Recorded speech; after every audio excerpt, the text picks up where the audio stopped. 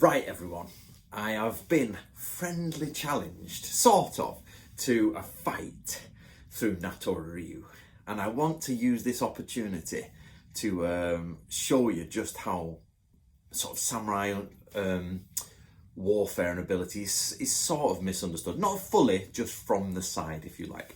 So, very politely and in no way negative, a gentleman on my other channel, which is Natori Ryu, if you don't follow me on my other channel, which you should do, put a comment, said, and he said, do you have any good fighters in Natori Ryu? And will you accept a challenge if you come to the dojo?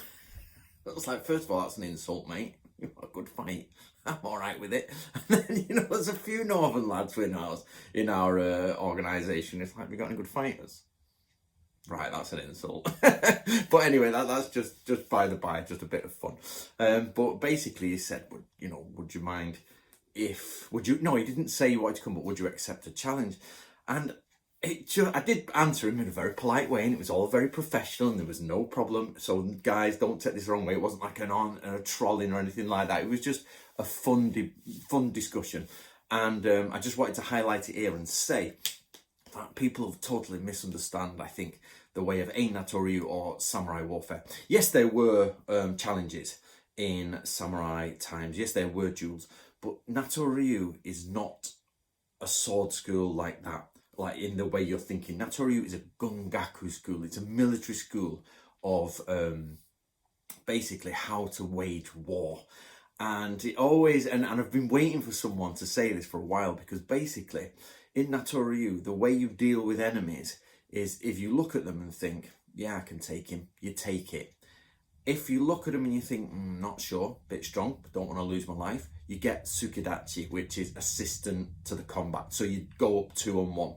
If you're just going out there and the guy looks pretty fierce and mean, then you do what's called like a 3-man kill team. So one man will distract, the other man will defend, and another man will come in and knife them from behind.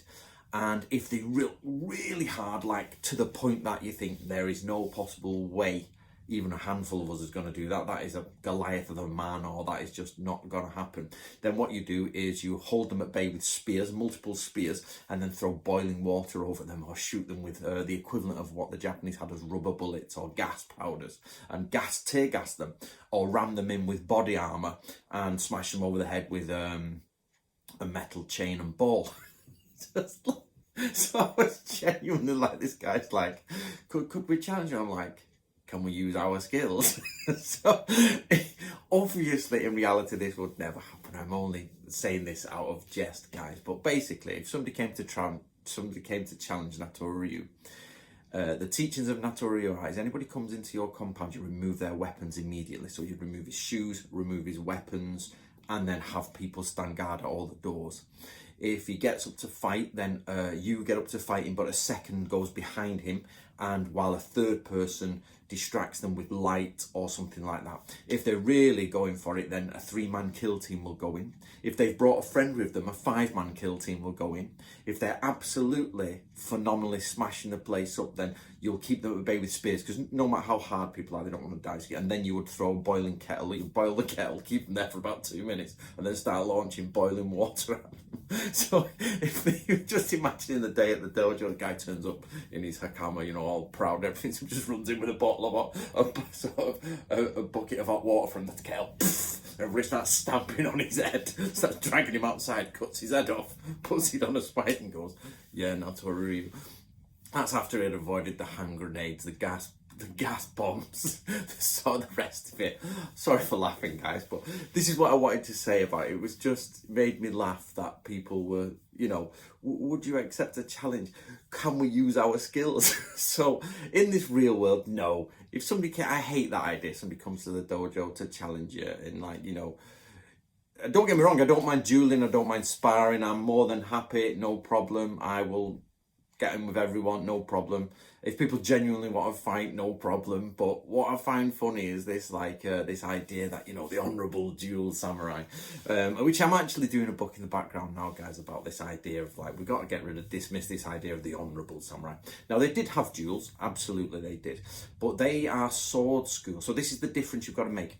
Sword schools would openly have duels to prove their ability in swordsmanship. So why would a predominantly military-based Gungaku school engage in a one-on-one sword fight with a sword master? They wouldn't. It would be a bottle of hot ash, a bucket of hot ash, a bucket of hot water, hand grenades. We have the criminal capturing tools, the rakes, the iron ball smashing job, the stick with the circular, like basically how you catch a stray dog. I'm not going to use the Japanese terms for these because it'll just befund you, so I'll try and describe them. And then you twist it over and pull it in, get them down. You've got the chains in, hidden in canes, shuriken are in there, armor, shields, gas powders, gunpowders, rubber bullets. They're not rubber, but that's the equivalent in the English language. So all of that. So why would a swordsman, why would a gungaku school, basically a military teaching school, just say, okay, then we'll only use swordsmanship against the swordsmanship? In our principal teachings, it says if somebody's a master of the sword, attack them with a totally different weapon. So if somebody's clearly a sword master, grab your spear down or grab a gun. That's one of my favourites. Just grab a gun and shoot them. If they're really good, shoot them. So if somebody turned up to my dojo and they were like, yeah, I'm like the best sword. So, you know, Indiana Jones is exactly how the samurai of Natori would have done. And like the guy would be like, what are you doing? This is not a sword match. Why did you bring a sword to a gunfight? And then somebody brings a gun, it's like cannons are allayed. You know what I mean? So guys, it made me chuckle, and the man was very polite, and I have no issue with his question. I thought he was extremely nice. So no disrespect to that gentleman, but military war schools do not hamstring themselves to get to the level of one-on-one dualistic bravado. That's not the point of Natori Ryu. The point of Natori Ryu is absolutely to win at all costs and defeat your enemy. It's not a show of individual skill. It's a show of battles between nations, between countries, between hundreds of thousands of men, between tens of thousands of men, even down to squad kill groups. This is what Natori Ryu is, guys. And you can learn it all in the Book of Samurai. Unfortunately, I don't have it in this room. It's in my other room. So you can learn this in Book of Samurai. There you go. And I'm going to put a small advert here for my other book on how to think like a samurai is how to be a modern samurai. Here's the advert.